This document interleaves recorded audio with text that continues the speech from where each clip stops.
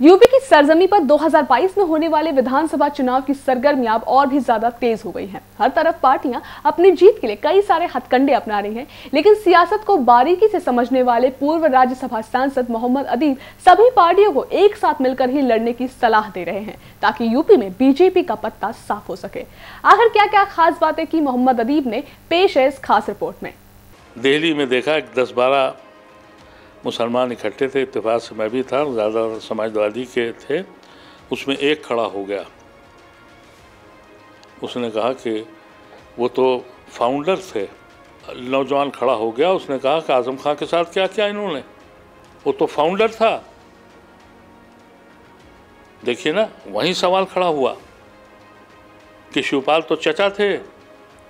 क्या वजह है कि राहुल गांधी और ये सब लोग क्यों फेल हैं? वो समझते हैं ट्विटर पे और प्रेस कॉन्फ्रेंस से, और ये जो इर्द गिर्द लोग हैं जो समझाते हैं, ऐसी अखिलेश के पास भी टीम होगी कि साहब बस आपकी हवा चल रही है। इस जगह में मिला था, वो मुलायम सिंह के अखिलेश के सपोर्टर हैं। उन्होंने कहा कि साहब, हमारे साथ बैठ के फैजान साहब भी थे, उन्होंने कहा कि अखिलेश का प्रोग्राम ये है कि वो डेवलपमेंट पे करेंगे। पिछली बार भी उन्होंने कहा था काम बोलता है, इससे बुरा परफॉर्मेंस नहीं हुआ। यहाँ ये सियासत जो है वो मज़हब और बिरादरी और ख़ुद परस्ती, मौका परस्ती पे होता है। अखिलेश को अभी बहुत बड़ा करियर पड़ा है उनका, उनके पीछे उनके बाप की लेगेसी है। उस लेगेसी को ख़त्म न करें। वो सबसे बड़ा मसला इस वक्त ये है कि ये देश बचेगा या नहीं बचेगा। कुछ लोगों ने कहा कि अगर अपॉइंटमेंट कराएं तो हमने कहा ज़रूर जाऊंगा। भाई यही तो होगा ना कि दरवाजे से कहेंगे आप वापस चले जाइए, चलाऊंगा। उनको ये समझना चाहिए कि अगर यूपी में ये रुक गए तो हिंदुस्तान बच जाएगा और 2024 का इलेक्शन हम लड़ने की हैसियत होंगे। हम पाकिस्तान को बहुत हंसते थे कि साहब अजीब किस्म का मुल्क है, सरकार के पास पैसा नहीं है और आवाम कुछ लोगों के पास दौलत है। पूरे हिंदुस्तान की दौलत बीजेपी के पास है। ये इलेक्शन उन जालिमों को जिन्होंने हिंदुस्तान को लूटा है, उनको जेल भेजने का इलेक्शन है। जिन्होंने मजलूमों के साथ जुल्म किया है, उनको जेल में भेजने के वक्त इलेक्शन है। तो मेरी तो उम्र उस हालत में है कि एक एक गांव, एक एक घर में जाऊंगा कि तुम कैटलिस्ट मत बनो, तुम्हारी वजह से ये सेकुलर हिंदू हार रहा है। तुम जब हट जाओगे तब मुद्दे पे इलेक्शन होगा, हिंदू मुसलमान पे नहीं।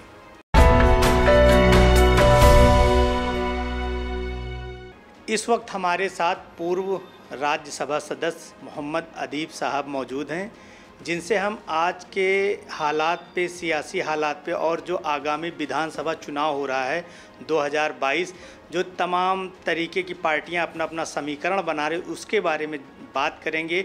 और आने वाले वक्त में मुसलमान किसकी तरफ से झुकाव करेंगे और उनका रुझान कहाँ रहेगा, इस पर भी हम उनसे जानकारी लेंगे। जो आज़म खां हैं, समाजवादी पार्टी में सबसे बड़ा मुस्लिम चेहरा थे, उनके साथ अभी क्या क्या हालात हैं, अभी किस तरह से जेल में हैं, इस वक्त जैसे लगे सबसे बड़े अपराधी वही हैं, उनके लिए सपा कुछ कर नहीं रही, इस पर आपका क्या कहना है? मैं नहीं कह रहा हूँ, मैंने दिल्ली में देखा 10-12 मुसलमान इकट्ठे थे, इत्तेफाक से मैं भी था, ज़्यादा समाजवादी के थे।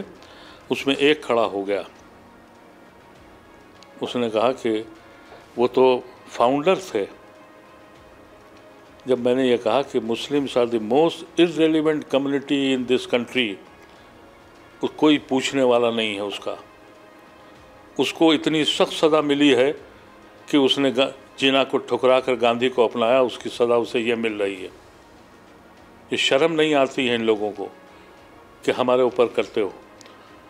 तो एक साहब बोले तो उसी पे एक नौजवान खड़ा हो गया, उसने कहा कि आज़म खां के साथ क्या किया इन्होंने, वो तो फाउंडर था। देखिए ना, वहीं सवाल खड़ा हुआ कि शिवपाल तो चचा थे, और वहाँ जो बातें शुरू हुई मुलायम सिंह की पार्टी के लोग थे, खाने पे थे। ये ज़मीनी हकीकत है, लेकिन मुश्किल ये कि जो लीडरान हैं वहाँ एक मखसूस तबका जाता है। क्या वजह है कि राहुल गांधी और ये सब लोग क्यों फेल हैं। वो समझते हैं ट्विटर पे और प्रेस कॉन्फ्रेंस से, और ये जो इर्द गिर्द लोग हैं जो समझाते हैं, ऐसी अखिलेश के पास भी टीम होगी कि साहब बस आपकी हवा चल रही है और वो हवा ऐसी चलेगी। कह रहे हैं कि अभी एक जगह में मिला था, वो मुलायम सिंह के अखिलेश के सपोर्टर हैं, उन्होंने कहा कि साहब, हमारे साथ जेड के फैज़ान साहब भी थे, उन्होंने कहा कि अखिलेश का प्रोग्राम ये है कि वो डेवलपमेंट पे करेंगे। पिछली बार भी उन्होंने कहा था काम बोलता है, इससे बुरा परफॉर्मेंस नहीं हुआ। जब अशोक गहलोत ने राजस्थान में कारनामा किया, दूसरा इलेक्शन हार गए। चंद्रबाबू नायडू, उसने इनकलाब कर दिया था हैदराबाद में, इलेक्शन हार गया। अनफॉर्चुनेट इस मुल्क का ये है, काम नहीं वोट देता।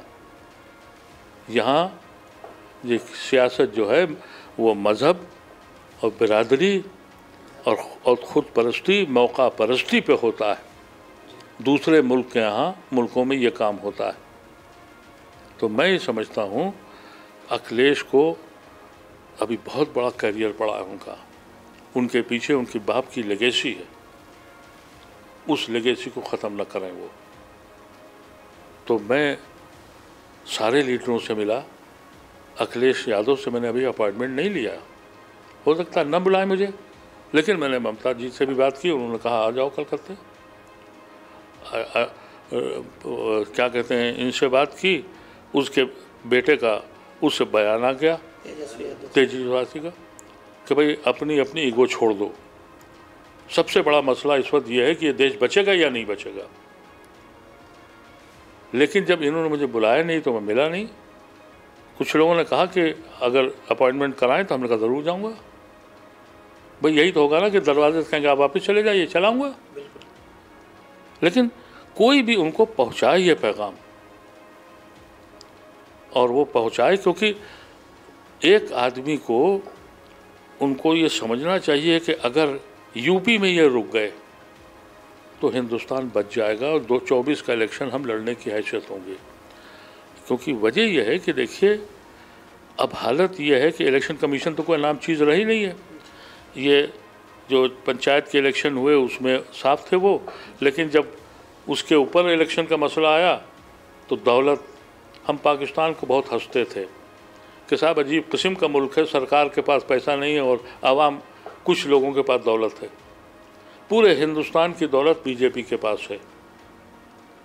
ये इलेक्शन उन जालिमों को जिन्होंने हिंदुस्तान को लूटा है उनको जेल भेजने का इलेक्शन है।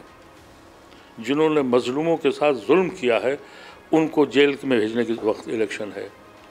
उन लोगों ने जिन्होंने लोगों को बेरोज़गार किया है उन पे मुकदमे चलने का इलेक्शन है।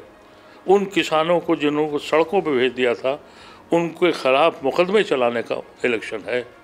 अगर ये समझ के इलेक्शन लड़ा जाएगा तो ये लोग आपस में मिल के लड़ सकते हैं, और न लड़ें तो मेरी तो उम्र उस हालत में है कि एक एक गांव, एक एक घर में जाऊंगा कि तुम कैटलिस्ट मत बनो, तुम्हारी वजह से ये सेकुलर हिंदू हार रहा है।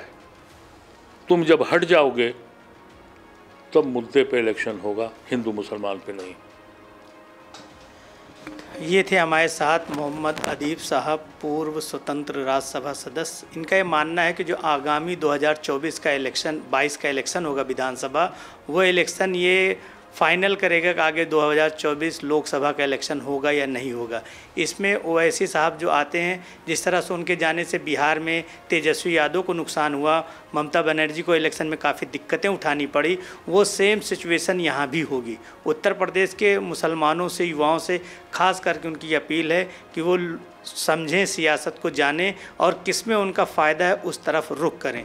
कैमरा पर्सन दिलशाद खान के साथ Khurshid Khan Raju, news time nation, Lucknow. आपको हमारी खबर कैसी लगी कमेंट सेक्शन में जरूर बताएं। अगर आप ये खबर फेसबुक पर देख, लाइक और फॉलो करें, और अगर आप यूट्यूब पर देख रहे हो तो चैनल को सब्सक्राइब जरूर करें। नमस्कार। सब्सक्राइब करें आपका अपना चैनल न्यूज़ टाइम नेशन, और हर खबर सबसे पहले पाने के लिए बेल आइकॉन जरूर दबाएं। और हाँ, खबरें पसंद आ जाएं तो लाइक और शेयर करना ना भूलें।